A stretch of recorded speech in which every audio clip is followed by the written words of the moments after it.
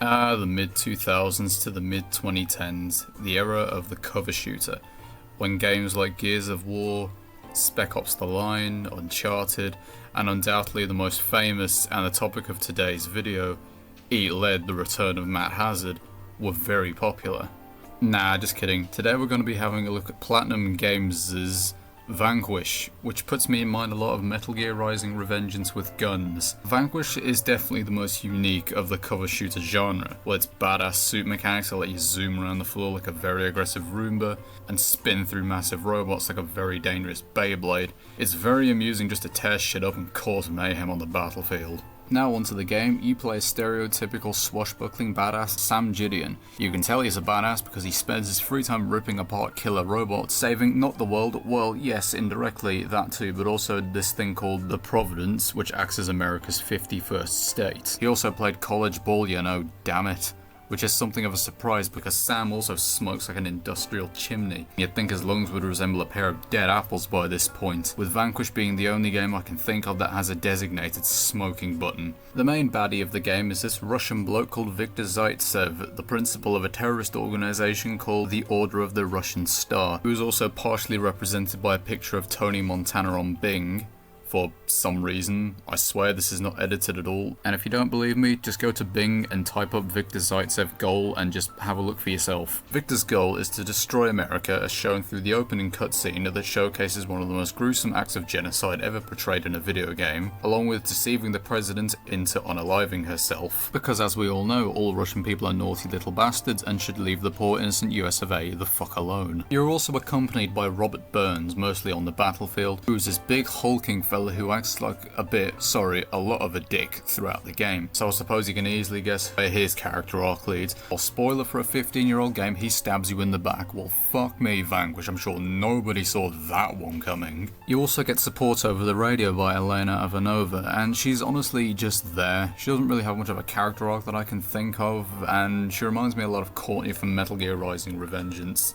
But fuck me does the game love coming up to an inch, from shoving the camera right up her dress at every opportunity, because this is a very macho game for big boys. The gameplay is what you may call simple but hard to master, being the 1, you see a twat, 2, find cover, 3, hide behind said cover, and 4, peek out and shoot the twat until the twat keels over, stops moving, and then explodes. Or if you're feeling a little extra cheeky, you could 1, sight the twat, and 2, rocket across the floor towards him and slam foot first into the poor metallic sod, sending pieces of his motherboard and chips, that's robot for bollocks by the way, all over the floor and walls to the horror of his soon-to-be-dead / maimed mates. Vanquish's main selling point is the augmented reaction suit, or ARS for short, and it allows you to skate around like you've got rockets tied to your ankles, perform satisfying dodge shots, slowing down time, and overall making you borderline superhuman, and it's fun as fuck. There are quite a decent variety of enemy robots throughout the game. There are the basic foot soldiers, snipers, these shield things that you can just jump behind and make a mess of, these big guys called Romanovs which come in several varieties. There's these ones that shoot rockets, there's ones with flamethrowers, these drill guys, there's these scorpion things that can transform into the Fallen from Transformers 2, there's these jellyfish things which carry small jellyfish,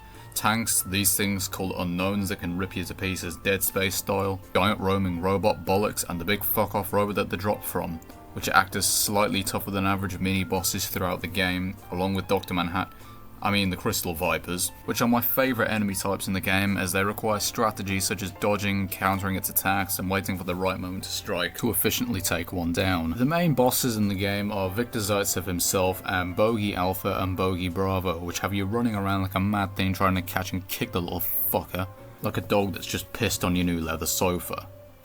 I'm just kidding, I can't afford a leather sofa. The bogies aren't too bad as boss fights, all jokes aside, and they work by challenging the player in their maneuverability, accuracy, and managing their energy levels, and they're overall a fair challenge. Vanquish has a very entertaining and high quality and variety of enemies, and it keeps the game fresh as you progress through, finding gradually more dangerous threats and learning to deal with them and maintain a sensible difficulty curve through its runtime, and a good part of that is down to the really good enemy design. Vanquish takes a rather interesting approach in how it handles handles its weapons. You can carry 3 of 10 weapons in your suit's memory, which all work differently from one another and offer good variety. If you pick up the same weapon type at full ammo 3 times, you will gain a permanent level up. This will increase things like damage, mag sizes, and yes, they are mags, not clips. I find the best weapon in the game to be the anti-armor pistol, which is just absolutely broken and the definition of a hand cannon. Seriously, this thing absolutely shreds. It turns everything from bosses, basic enemies, machines into absolute mincemeat. Seriously, if a weapon like this got released in a video game today, it would be nerfed into the ground at a moment's notice. The rocket launcher and the shotgun and the boost machine gun also kick ass and are a blast to use. All weapons have their uses and none feel redundant, except maybe the heavy machine gun. There's also grenades and EMP grenades, and they're pretty effective and fun to fuck about with. Along with Sam and Burns, you also have other soldiers shooting at the robots with you, whom actually do damage to and destroy other robots, which should have marked the end of the useless teammates mechanic that a lot of shooters before and for some reason after Vanquish had, like in Call of Duty where your teammates will kill absolutely nothing unless it's a scripted event. There's also an interesting mechanic that allows you to heal injured teammates if they take damage from one of the robots. This rewards you with an item and some points, which segues into the next thing I would like to talk about, the point system. As you play through Vanquish, you're given points based off your performance, with kills, headshots, melee kills and finishing levels quickly without dying being the main source of points. Although for the most part this mechanic is ironically pointless. I like that you are rewarded for doing good.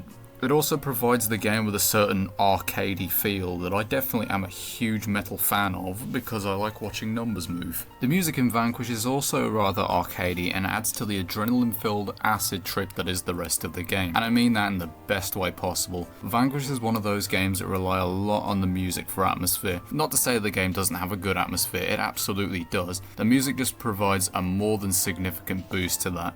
Here, just have a listen.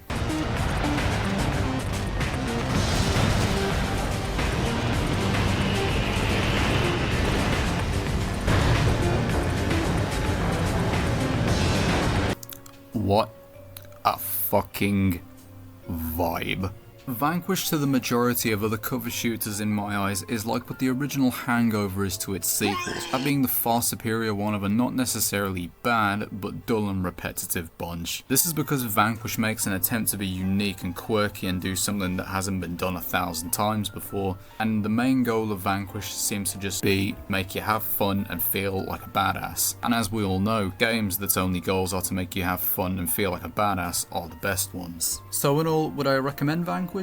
Yes, absolutely. I'd say definitely give this one a shot if you haven't already. It's a blast, and if you made it to the end of the video, thank you for watching, and second of all, go to the comments and comment your favourite P word. Mine's pinecone. Alright, that's all. Have a nice day, fellas. Bye.